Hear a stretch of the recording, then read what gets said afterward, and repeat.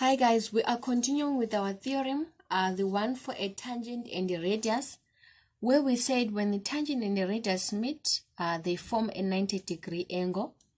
So we have our center here, center O, and our tangent ABT. So from O to B, that's our radius, and ABT is our tangent. So where they meet, they form a 90-degree angle. Please take note, the whole B angle, it's 90 degrees, right?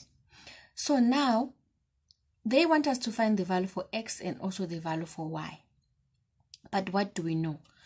OB and OC, they are what? Radiuses. And the radiuses, they are of the what? Of the same length. Since these radiuses are equal, it means also their base angles are going to be equal. Meaning to say, this small portion, it's also going to be 50 degrees. So we are having a 50 degrees and an x degrees there. So for us to find x, we'll simply say x plus a 50, it should be equal to a 90 because that whole portion, we know it's a 90, right? So the x now it's going to be 90 minus 50. So our x is actually 40 degrees. Okay, so since now we know x is 40 degrees, let me put my 40 there. We need to find y. How are we going to do it? Remember guys, we said angles on a straight line, they add up to 180. If I just extend this line like that, so we have line OCT. That's a straight line. I hope you agree with me.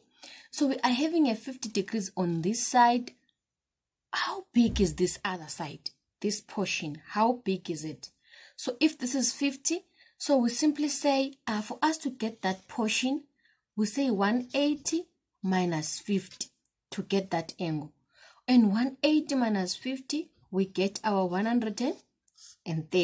So this is 130 degrees, and we have 40 degrees. Now we need to find y. What's the value for y?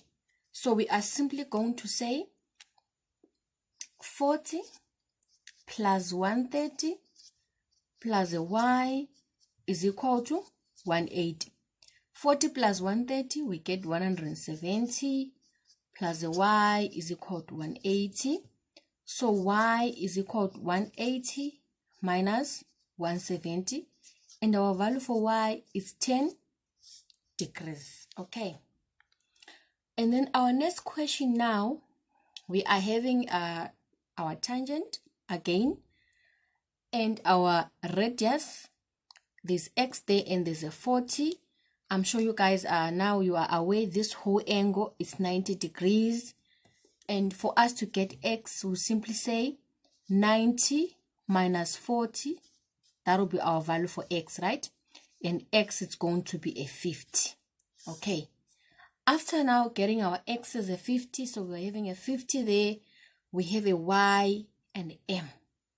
I'm sure you guys you still remember this.